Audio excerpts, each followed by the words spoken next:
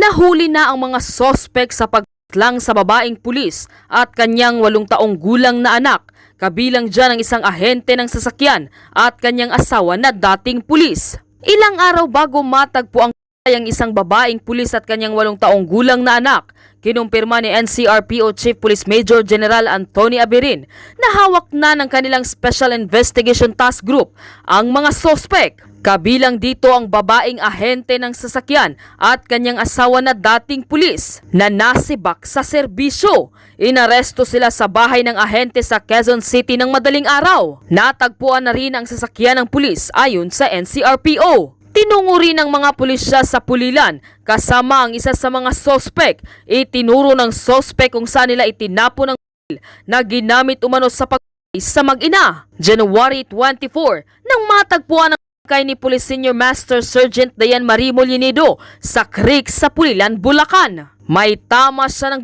sa ulo. Makalipas naman ang 6 na araw, nakita ang kay ng kanyang anak sa isang taniman ng kalamansi sa Victoria, Tarlac. Huling nakita ang mag-ina noong January 16 sa Quezon City. Nagbenta sila ng sasakyan noon sa isang ahente na si alias Pia. Si Pia ay inaanak din ng patay na pulis.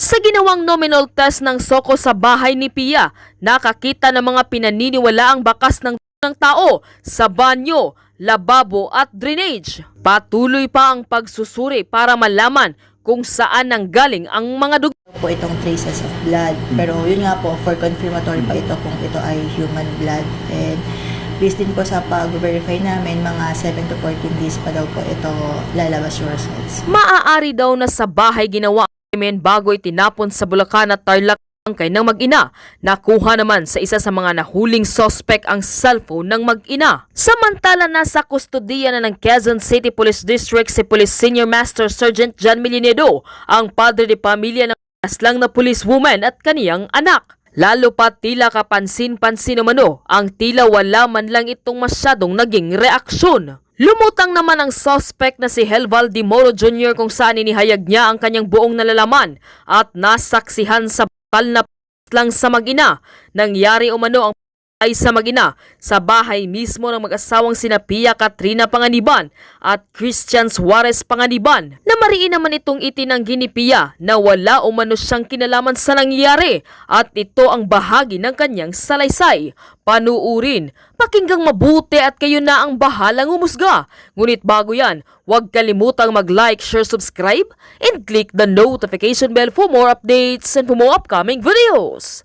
Maraming salamat! Sabi niya sa akin, wala na. Paano wala na? Wala na. Meron ba kayong conversation ng ninong mo? Yun na ako, sinasabi ko, pwede tayo magpakonect sa MPC. Pinadinig ko lahat ng alam niya. Nasaan? Nasaan? Nandun po sa cellphone ko, pinadinig ko yung Pwede mariretrieve yan. Mariretrieve namin yan. Messenger ba? Messenger? number. Paano? Kaya.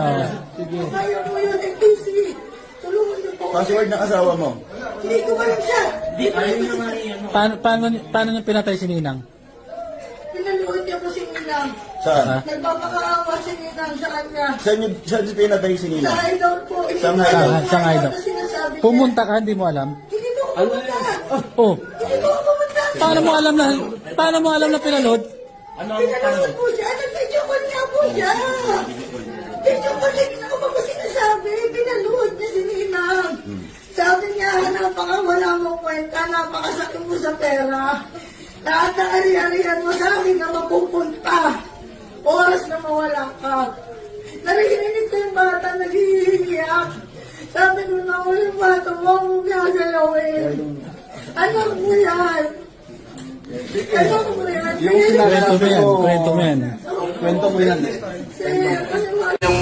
Yung voluntary po na sumuko sa kapulisan po dahil nahabag na po yung kalooban ko. Nakukonsensya na rin po ako sa sa nangyari at gusto ko rin pong nanlulungo po ako sa ginawa ng mag-asawa na yun. Gusto ko rin talagang suko yung sarili ko na sila po talaga yung may kagagawan ng lahat. Hirap po kasi sa kalooban ko yung nangyari na yun. Kaya voluntary po akong nagbigay ng salaysay Bawang katotohanan lang po talaga. Sila po talaga ang may gawa ng lahat po. Ano po ang nasaksihan? May 16 po nung gabi na nangyari po yun. Ako po ay tinawagan na papuntahin doon sa lugar na pinangyarihan. At alas 8 po nung gabi, pumasok po ko sa bahay na yun, sa gate, sa garahe po ko. Nag-stampe at tinanong ko po yung asawa ng babae na si Pia Katrina Chua na kung ano yung iuutos sa akin na bibilin sa labas. After po noon, lumabas po yung lalaki na asawa na ni Pia na tinanong po ako na, pare, saglit lang dyan ka lang, huwag kang maalis. Sabi niya sa akin gano'n. Tapos, bigla na lang may kumatok sa gate. Kasama na rin ni Pia. Pagbukas ko ng gate, kasama ni Pia yung biktima po na isasabi ko. Then, nag-lock po. Dumiretso po sila dun sa loob ng bahay. Tapos lumabas po yung asawa ng lalaki. Nakibanding po sa akin sa labas at tinanong, Rick, diyan ka lang, huwag kang maalis. Pag umalis ka, tulungan mo muna ako. Sabi niya sa akin. Hanggang sa lumipas po ang ilang oras. Hanggang sa lumipas po, bigla pong lumakas ang tugtog ng paligid sa speaker po na nanggaling. Then, bigla pong may kakaibang tunog na lumabas sa speaker na iba po ang tunog. Tunog po talaga ng baril. At pagbukas ko po ng pinto, doon ko na po nakita na yun na nga po, binaril na nga po ng asawa ni Pia Katrina Chua. Hindi ko kilalang yung babae na nasa loob ko, na nakaganon ko. After nun, tinanong ko siya, ano nangyari? After nun, yun, nagkagulo na sa loob. Sinabihan ako nung asawa ni Pia Katrina na huwag kang magsasalita. Ikaw ang isusunod ko. Kaya napilitan po hindi na lang talaga tumulong. Napakasakit po. Nakita ko na nang nangyari, binabalot na rin. Yung bata, buhat-buhat na ng gasawat, nilagay dun sa bodega. Wala nang buhay. Sabi ko naman, mahirap na ginawa ninyo. Hanap din ako. Nandito po ako para kakonsensya ko. Lumutang po ako. May anak din po ako eh. At nagtutawag ako sa hindi ko naman dahil kasalanan ginawa. May ano ko sa sarili ko, malinis ang konsensya. Sila po talaga. Wala na po may gawa.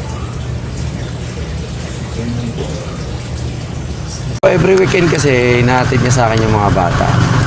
Ngayong dalawa yung sa kanya. Isa yung sa akin. Pangalan niyo po po, minsan. Pangalawa po. Pangalawa. Opo. Okay lang siya. Start po po. Okay na. Yun naman siya. Tsaka, siyempre, wait lang ba? Okay.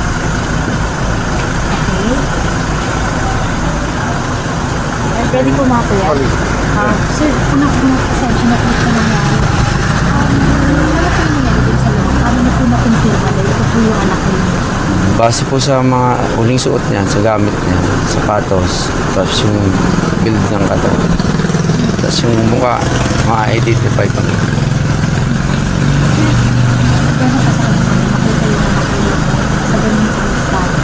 Hindi ko kaya siyang tingnan ng ganong katagal. Hindi niya deserve yung ganong ginawa sa kanya. Ganun. Meron po bang makasugat? Ano po yung nakita mo sa Ay, hindi ko na maano. Hindi ko kayang tingnan. Nakita ko lang isang beses. Okay na. Na-identify ko na siya. Yun na. Bala sir, hindi niyo po alam na lumabas po yung Monday ko na nalaman. Kasi ito, Monday na madaling araw. Tumawag yung kasambahay kung na daan sa akin yung bata. Kasi every weekend, dinadaan niya sa akin. Doon nag-i-stay yung mga bata. Ano po yung huling pag-iusap niyo? Matagal na kami hindi nag-uusap. Yun lang tungkol sa mga bata. Pag nag-uusap ko dito. Basta pag-weekend po ay Ngayong weekend lang hindi niya nadala. So, naisip ko, may sarili silang lakad o may pinunta. Yun pala nawawala. Tama sir, January 19 nyo ni-report na nawawala. Apo. Tapos, ano yung isip nyo? Bakit nawawala? Siguro may pinuntahan lang o nagbakasyon. Kasi usually ganun naman yung every weekend pag wala sa akin, pinapasyal niya yung mga bata. Sa sakya ko, wala mo kayo alam doon sa sakyan. Huli ko na lang din po nila na nabenta. bilang pare po. Paano kasakit ko na? Masakit na masakit. Maraming pangarap yung batang yun. Maraming pinangako sa akin. Si Ismael po, kwento yun sa kami sa bata, malambing ba o medyo malayo yung loob sa inyo? Nag-uusap naman kayo ni Ismael. Pag nakahawak ng cellphone yun, hindi maaaring hindi mag-message sa akin. Talagang makulit po. Nung magiging ng pagkain, yun lang naman yung gusto nun. Pagkain lang. Bigyan mo lang sa pagkain. Okay. Ano po sana yung pangawak ni Ismael? Yung huling usap nga namin, bibilan niya na nga daw ako ng sports car sa bahay. Ganun. Kay Ma'am Dayan Marie, ilang po anak ni Dayan, Ma'am Dayan? 3 po, yun yung anak namin. Tatlo anak ni Ma'am Dayan. Ito po yung Ito yung pangalawa po. May bunso pa. Pangalawa si Sir Ismael. Tapos sir, sa akin naman ang tanong ko, siyempre, alam mo natin, nasa proseso yung pagiging POI. Hindi naman kayo kagad talaga. Ano nga sabi na POI, parang wala naman kayo na kung kayo iimbestigahan. Sa akin okay na, nakikipag-cooperate naman ako. Hindi naman ako nagtatago, andito naman ako. Pag may mga tanong sila, sinasagot ko naman.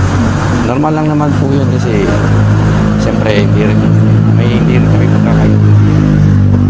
Mensahe niyo po doon sa car agent na isa rin ng POI. At parang ayaw pa mag-participate. Makipag-cooperate lang siya. Sabihin niya lang kung anong nalalaman. hostisya na lang po. Mabibigyan din naman yung hostisya yung mag-ina. Pero yung karumal-dumal na pagkawala po ng inyong mag-ina at saka yung ex-wife ninyo, katanggap-tanggap po para sa inyo, hindi niyo pa ngayon maproseso. Sige po. Hindi ko pa tanggap eh. Hoping pa nga ako na buhay yung anak ko eh. Pero nung nakita Nakakapalo. Sir, sa kanila sa po, anong pressure dito? After i-examine dito, dadali niyo ba sa Taguig? Paano po yung magiging proseso ng weight ni Ismael? Ay, doon na lang po isasabay sa mami niya po. kamusta yung mga kapatid ni Ismael? Okay naman po. Siyempre bata, wala naman pang hindi pa. Sa linya na natin, partner, si Police Major Hazel Azilo, ang tagapagsalita ng NCRPO o National Capital Region Police Office. Magandang gabi po, Major. Jeff Caparas po at Liza Aquino.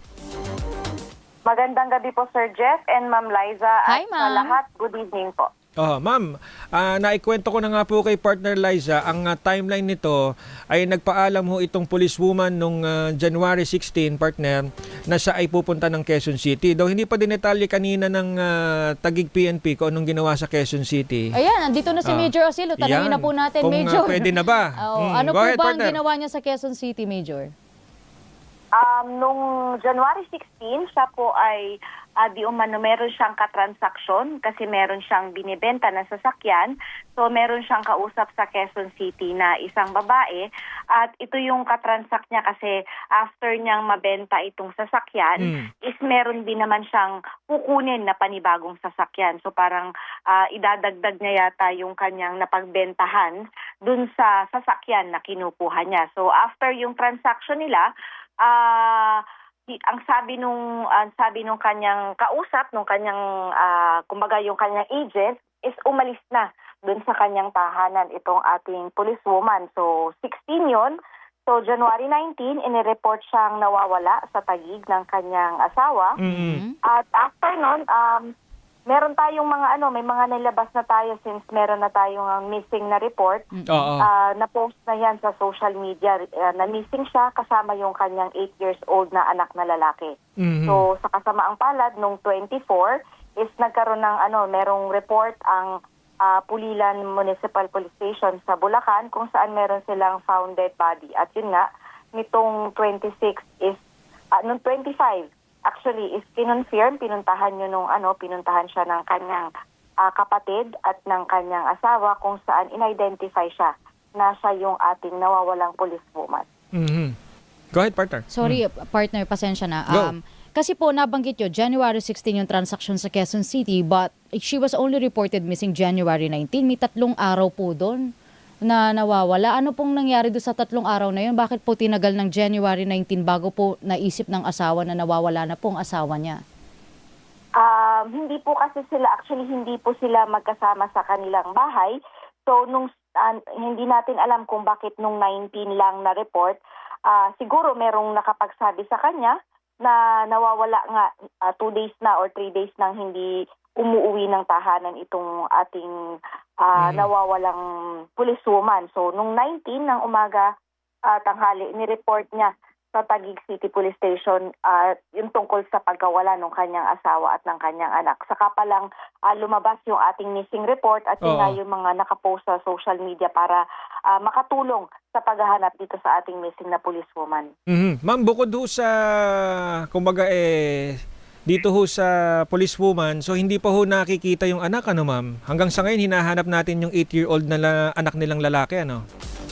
Yes po, wala pa tayong information kung nasaan yung kanyang kasamang anak na lalaki, yung 8 years old. Kasi kasama niya ito nung nagpunta siya ng Quezon City. Mhm. Ano pong sabi nung police na asawa, ma'am?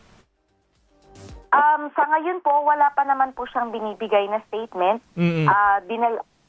Latest lang po na info natin dito sa ating policewoman is na-cremate na po siya kagabi or kanina po. At ang kanyang labi po ay dinala na po dito sa Camp Bagong Diwa Mortuary para po sa kanyang para po makapag-pay ng last respects yung kanyang mga kaibigan at mga kaklase. Ma'am, sino ho ang nag-allow na i-cremate, ang kumbaga nagbigay ng go signal? Di ba ho, as protocol, dapat i-autopsy ho yan para ma-determine yung time of death, cause of death, ng mga tinamong injuries?